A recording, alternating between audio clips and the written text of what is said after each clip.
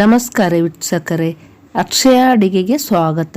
ನಾನಿವತ್ತು ಮಾಡುತ್ತಿರುವುದು ರವಾ ವಡೆ. ಸಿಂಪಲ್ ಆಗಿ ದಿಢೀರಾಗಿ ಮಾಡಿಕೊಳ್ಳಬಹುದು. ತುಂಬ ಟೇಸ್ಟಾಗಿರ್ತದೆ.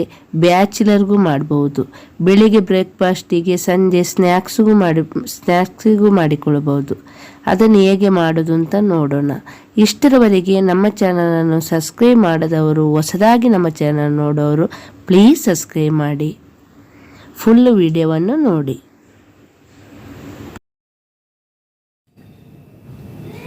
ಈಗ ಬಾಂಬೆ ರವೆ ತಗೊಂಡಿದ್ದೇನೆ.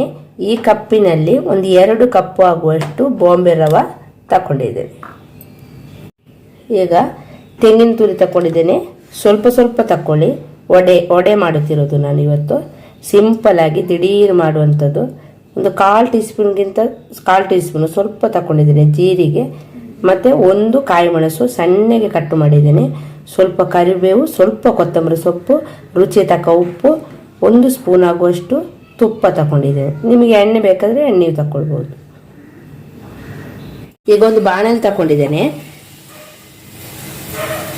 ಅದಕ್ಕೆ ಈಗ 2 ಕಪ್ಪು ರವೆಗೆ ಒಂದು 4 ಕಪ್ಪು ಆಗುವಷ್ಟು ನೀರು ಹಾಕಿಕೊಳ್ತಿದ್ದೇನೆ.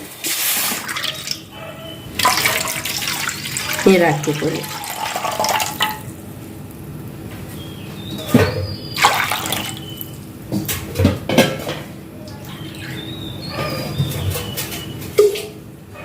ಈಗ ನೀರು ಒಳ್ಳೆ ಕುದಿ ಬರಬೇಕು. ಇದಕ್ಕೆ ಈಗ ರುಚಿಗೆ ತಕ್ಕ ಉಪ್ಪು ಹಾಕಿಕೊಳ್ಳಿ. ಮತ್ತೆ ತುಪ್ಪ ಹಾಕಿಕೊಳ್ತಿದ್ದೇನೆ. ಎಣ್ಣೆ ಬೇಕಾದ್ರೆ ಎಣ್ಣೆ ಹಾಕಿಕೊಳ್ಳಿ.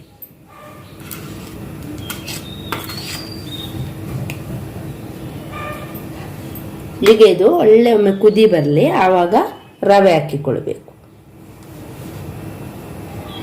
ಈಗ ಒಳ್ಳೆ ಕುದಿ ಬಂದಿದೆ. ನೀರು ಕುದಿ ಬರುವಾಗ ರವೆಯನ್ನು ಹಾಕಿಕೊಳ್ಬೇಕು. ರವೆಯನ್ನು ಹಾಕಿ ಮತ್ತೆ ಮಿಕ್ಸ್ ಮಾಡ್ತಾನೇ ಇರಬೇಕು. ಹೀಗೆ ರವೆಯನ್ನು ಹಾಕಿ ಮತ್ತೆ ಮಿಕ್ಸ್ ಮಾಡ್ತಾನೇ ಇರಿ. ಮೀಡಿಯಮ್ ಉರಿಯಲ್ಲಿ ಇಟ್ಟು ಮಿಕ್ಸ್ ಮಾಡ್ತಾನೇ ಇರಬೇಕು. ಗಂಟು ಬೀಳದಾಗೆ ಮಿಕ್ಸ್ ಮಾಡಿ.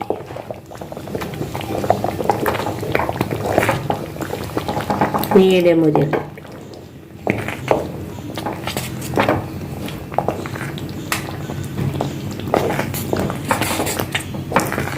ಒಳ್ಳೆ ಮಿಕ್ಸ್ ಮಾಡಿ.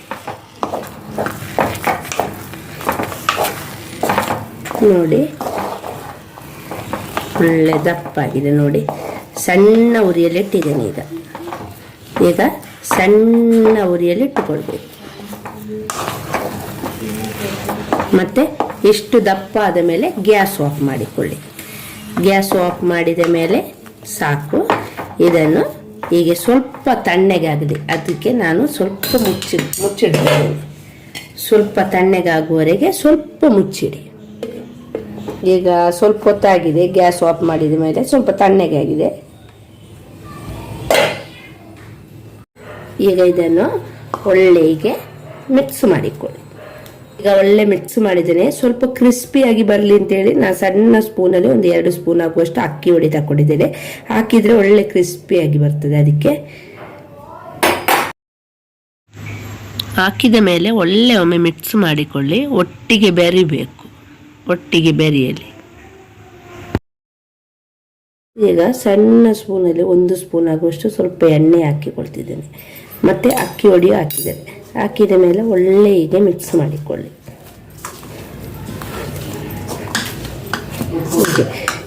ಹೀಗೆ ಒಳ್ಳೆ ಮಿಕ್ಸ್ ಮಾಡಿಕೊಳ್ಳಿ. ಮಿಕ್ಸ್ ಆದ ಮೇಲೆ ಇದಕ್ಕೆ ಈಗ ನಾನು ಸ್ವಲ್ಪ ತೆಂಗಿನ ತುರಿ ಮತ್ತು ಇದೆಲ್ಲ ಹಾಕಿಕೊಳ್ತಿದ್ದೇನೆ. ಕಾಯಿ ಮೆಣಸೆಲ್ಲ ಆದಷ್ಟು ಸ್ವಲ್ಪ ಸ್ವಲ್ಪ ಹಾಕಿಕೊಳ್ತಿದ್ದೇನೆ. ಸ್ವಲ್ಪ ಕೊತ್ತಂಬರಿ ಸೊಪ್ಪು, ಸ್ವಲ್ಪ ಕರಿಬೇವು ಮತ್ತು ಕಾಯಿ ಮೆಣಸು 1 ಹಾಕಿಕೊಳ್ತಿದ್ದೀನಿ. ನಿಮಗೆ ಖಾರಕ್ಕೆ ತಕ್ಕ ಹಾಕಿಕೊಳ್ಳಿ. ನಾನು ಚಟ್ನಿ ಮಾಡ್ತಿದ್ದೇನೆ. ಹಾಗೆ ಸ್ವಲ್ಪ 1/4 ಟೀ ಸ್ಪೂನ್ಗಿಂತ ಕಡಿಮೆ ಆಗುವಷ್ಟು ನಾನು ಜೀರಿಗೆ ಹಾಕಿಕೊಂಡಿದ್ದೀನಿ. ತೆಂಗಿನ ತುರಿ ಸ್ವಲ್ಪ ಹಾಕಿಕೊಳ್ತಿದ್ದೇನೆ. ಮತ್ತು ರುಚಿಯೆಲ್ಲ ನೋಡಿಕೊಳ್ಬೇಕು. ನಾನು ಆವಾಗ ಸ್ವಲ್ಪ ಉಪ್ಪು ಹಾಕಿಕೊಂಡದ್ದು ಮಿಕ್ಸ್ ಮಾಡುವಾಗ ಒಲೆಯಲ್ಲಿಟ್ಟು. ನೀವು ರುಚಿ ನೋಡಿ ಬೇಕಾದರೆ ಮಾತ್ರ ಸ್ವಲ್ಪ ಬೇಕಾದರೆ ಉಪ್ಪು ಹಾಕಿಕೊಳ್ಳಿ. ಹಾಕಿ ಒಳ್ಳೆ ಮಿಕ್ಸ್ ಮಾಡಿಕೊಳ್ಳಿ. ಖಾರ ಬೇಕಾದ್ರೆ ನಿಮಗೆ ತಕ್ಕ ಹಾಕಿಕೊಳ್ಬೋದು. ಈಗ ಒಟ್ಟಿಗೆ ಒಳ್ಳೆ ಮಿಕ್ಸ್ ಮಾಡಿದ್ದೇನೆ. ಈಗ ಇದು ರೆಡಿಯಾಗಿದೆ. ಎಣ್ಣೆ ಒಳ್ಳೆ ಬಿಸಿ ಆಗ್ತಾ ಉಂಟು. ಸ್ವಲ್ಪ ಸ್ವಲ್ಪ ಇಟ್ಟು ತಗೊಳ್ಳಿ, ಅಂದರೆ ಎಣ್ಣೆ ಮುಟ್ಟಿಕೊಳ್ಬೋದು ಅಂಟದೆ ಅಂತ ಹೇಳಿದರೆ. ಮತ್ತು ಹೀಗೆ ತಟ್ಟಿಕೊಳ್ಳಿ ರೌಂಡಾಗಿ. ಮತ್ತು ನೋಡಿ ಈಗ ರೆಡಿಯಾಗಿದೆ. ಈಗ ಎಣ್ಣೆ ಬಿಸಿ ಆದ ಮೇಲೆ ಹಾಕಿದ್ದು ಹೀಗೆ ಎಲ್ಲವನ್ನು ಬಿಡಿ. ಮತ್ತು ಬೇಕಾದರೆ ಈಗಿಯೂ ಸಣ್ಣ ಸಣ್ಣದು ಮಾಡಿದ್ದೇನೆ ನಾನು, ಈಗಿಯೂ ಮಾಡಿಕೊಳ್ಬೋದು. ಹಾಕಿದ ಮೇಲೆ ಮೀಡಿಯಮ್ ಉರಿಯಲ್ಲೇ ಬೇಯಲಿ, ಒಳಗೆಲ್ಲ ಬೇಯಬೇಕು. ಮತ್ತು ತಿರುಗಿಸಿ ಹಾಕಿಕೊಳ್ಳಿ, ತಿರುಗಿಸಿ ಹಾಕಿ ಒಳಗೆಲ್ಲ ಬೇಯಲಿ.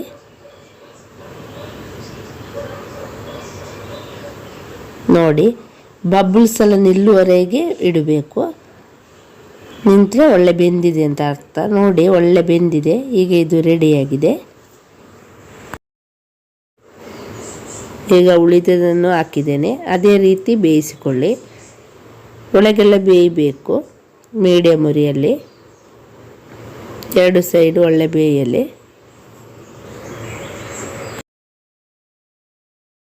ನೋಡಿ ಬಬಲ್ಸ್ ಎಲ್ಲ ನಿಂತಿದೆ. ಒಳ್ಳೆ ಕ್ರಿಸ್ಪಿಯಾಗಿ ಒಳಗೆ ಸ್ಮೂತಾಗಿರುವಂಥ ವಡೆ ರೆಡಿಯಾಗಿದೆ. ಈಗ ಚಟ್ನಿ ಮಾಡಲಿಕ್ಕೆ ಸ್ವಲ್ಪ ತೆಂಗಿನ ತುರಿ ತಗೊಂಡಿದ್ದೇನೆ. ಮತ್ತು ಒಂದು ಪೀಸು ಶುಂಠಿ, ರುಚಿಗೆ ತಕ್ಕ ಉಪ್ಪು, ಒಂದು 3 ಕಾಯಿ ಮೆಣಸು ತಗೊಂಡಿದ್ದೇನೆ. ನಿಮಗೆ ಖಾರಕ್ಕೆ ತಕ್ಕ ತೆಂಗಿನ ತುರಿ ಹಾಕಿಕೊಳ್ಳಿ. ಮತ್ತು ಒಂದು ಪೀಸ್ ಆಗುವಷ್ಟು ಶುಂಠಿ ಹಾಕಿಕೊಳ್ತಿದ್ದೇನೆ. ಕಾಯಿ ಮೆಣಸು ನಿಮಗೆ ಖಾರಕ್ಕೆ ಅನುಗುಣವಾಗಿ ಹಾಕಿಕೊಳ್ಳಿ. ಇದಕ್ಕೆ ಸ್ವಲ್ಪ ಖಾರ ಇದ್ದರೆ ತುಂಬ ಟೇಸ್ಟಿಯಾಗಿರ್ತದೆ. ರುಚಿ ತಕ್ಕ ಉಪ್ಪು ಹಾಕಿ, ಸ್ವಲ್ಪ ನೀರು ಹಾಕಿ ನೈಸ್ ಆಗುವಾಗೆ ಕಡಿಬೇಕು. ಈಗ ಚಟ್ನಿ ರೆಡಿಯಾಗಿದೆ. ಬೇಕಾದರೆ ಒಗ್ಗರಣೆ ಹಾಕಿಕೊಳ್ಬಹುದು. ನೋಡಿ ವೀಕ್ಷಕರೇ, ಎಷ್ಟು ಚೆನ್ನಾಗಿ ಆಗಿದೆ ರವಾ ವಡೆ. ತುಂಬ ಟೇಸ್ಟಿಯಾಗಿರುತ್ತದೆ.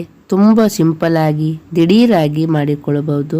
ಇದನ್ನು ನಿಮ್ಮ ಮನೆಯಲ್ಲಿ ಒಮ್ಮೆ ಮಾಡಿ ನೋಡಿ. ನಮ್ಮ ಚಾನಲ್ ಲೈಕ್ ಮಾಡಿ, ಶೇರ್ ಮಾಡಿ, ಸಬ್ಸ್ಕ್ರೈಬ್ ಮಾಡಿ, ಪಕ್ಕದಲ್ಲಿರುವ ಬೆಲ್ಲೈಕನನ್ನು ಕ್ಲಿಕ್ ಮಾಡಿ. ನಿಮ್ಮ ಅಭಿಪ್ರಾಯವನ್ನು ಕಮೆಂಟಲ್ಲಿ ತಿಳಿಸಿ.